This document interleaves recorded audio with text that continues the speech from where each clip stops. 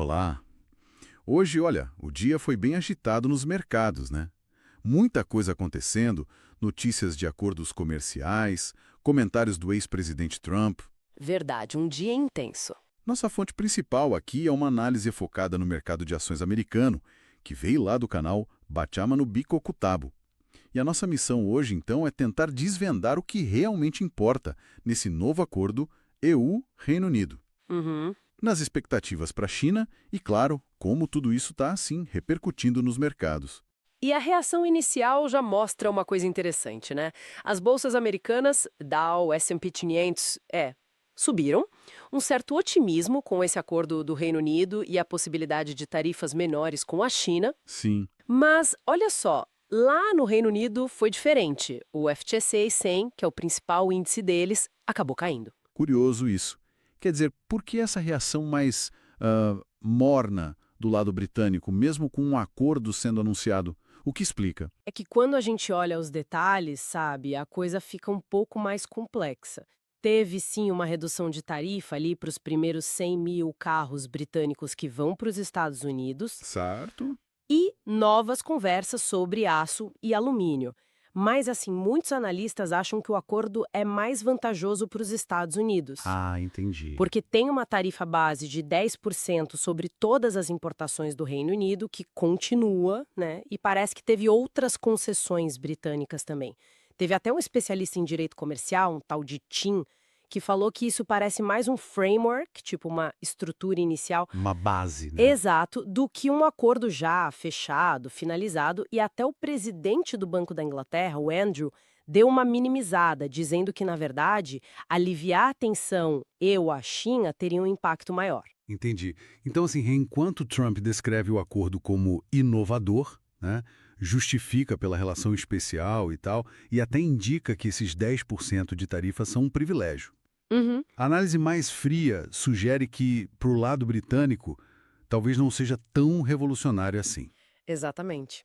E por falar em tensões comerciais, o foco agora vira bastante para a China, né? Tem conversas de alto nível marcadas lá na Suíça. Sim, O Trump até acenou com a possibilidade de reduzir tarifas se as negociações forem bem. Mas, ao mesmo tempo, ele afirma que a China está, assim, desesperada por um acordo, por causa do impacto das tarifas atuais. aquela pressão, né? Isso, que ele diz que passam de 100% mutualmente e que paralisaram o comércio. Uma retórica forte. Parece uma estratégia bem clara de pressão. Mas, assim, qual o nível de otimismo realista para essas conversas com a China? Historicamente é complicado, né? É, a cautela predomina entre os analistas, sabe? Todo mundo reconhece que essas negociações são difíceis mesmo.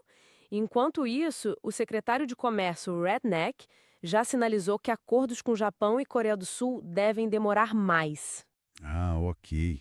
E mencionou a complexidade de um possível acordo com a Índia, citando, tipo, 7 mil classificações tarifárias diferentes. É muita coisa. Muita coisa mesmo. E, olha só, no meio dessas negociações todas internacionais, surge um elemento de política interna americana que também está mexendo com o cenário, certo? Sim, exatamente. Uma proposta que está sendo atribuída ao Trump de aumentar o imposto de renda para quem ganha mais de 2,5 milhões de dólares por ano. A ideia seria voltar a alíquota para 39,6%. Uhum. E para quê? Então, a ideia seria usar essa receita extra para financiar cortes para a classe média trabalhadora e também para o Medicaid. Isso, claro, já está criando divisões dentro do Partido Republicano, né? Imagino. Porque opõe a linha mais tradicional de cortes gerais de impostos a essa abordagem mais, assim, populista. E falam até em fechar algumas brechas fiscais usadas por hedge funds e private equity. Interessante como essas peças todas se encaixam, ou às vezes não se encaixam tão bem, né? E como é que essa mistura toda de notícias, acordos, pressões comerciais, política interna, como isso se refletiu hoje nos mercados, na prática? Olha, foi um dia de movimentos bem significativos, sim. No setor de tecnologia, por exemplo, a gente viu uma divisão clara.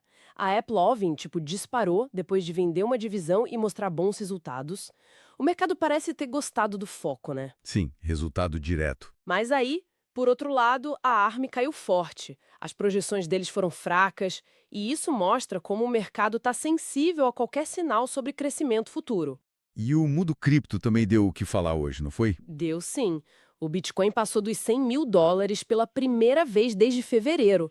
Isso deu um gás em ações ligadas à cripto, como a da MicroStrategy, que tem muito Bitcoin em caixa. Claro. Mas nem tudo foi festa nesse setor. A Coinbase, por exemplo, caiu depois de divulgar resultados que não animaram muito o pessoal. Entendi. E fora de tech e cripto, teve algum outro destaque que, assim, ilustra bem o sentimento do mercado hoje? Ah, teve sim. A Exxon, por exemplo, subiu bastante. Parece que impulsionada pela demanda por inteligência artificial nos equipamentos policiais deles. A Enphase Energy também subiu com um novo produto solar. Interessante. Mas, do lado negativo, o Match Group, que é dono do Tinder, caiu por perda de usuários e demissões. E a Fortinet também recuou com resultados e projeções meio mistos. Mostra um mercado bem atento aos resultados específicos, sabe? E às perspectivas de cada empresa. Faz todo sentido. E para completar esse quadro todo, a gente teve mais daquela retórica econômica forte do Trump, né? Mirando no Fed e exaltando a economia. Exato.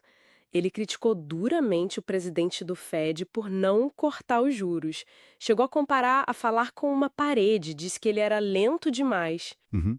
E, ao mesmo tempo, mandou o pessoal comprar ações, prevendo um crescimento econômico, assim, explosivo, tipo um foguete, com números nunca vistos. Otimista como sempre. Pois é. Que seria, segundo ele, alimentado por cortes de impostos e pelos acordos comerciais dele. E ainda defendeu as tarifas, insistindo que o custo não chega no consumidor. Aquela visão dele, né? Resumindo, então, a gente tem um tabuleiro bem complexo aqui. Negociações comerciais em várias frentes, Reino Unido mais concreto, China no foco, outras ali engatilhadas. Uhum. Isso tudo se misturando com propostas de mudanças fiscais importantes nos Estados Unidos e essa retórica bem forte do Trump. E está claro que isso está gerando volatilidade e também oportunidades em setores específicos do mercado. Fica então aquela pergunta para a gente pensar, né? Com essa interação toda tão dinâmica entre a política comercial lá fora e essas possíveis reviravoltas na política fiscal aqui dentro dos Estados Unidos.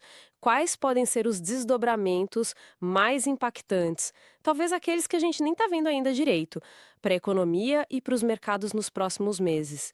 É um quebra-cabeça bem interessante de acompanhar, sem dúvida.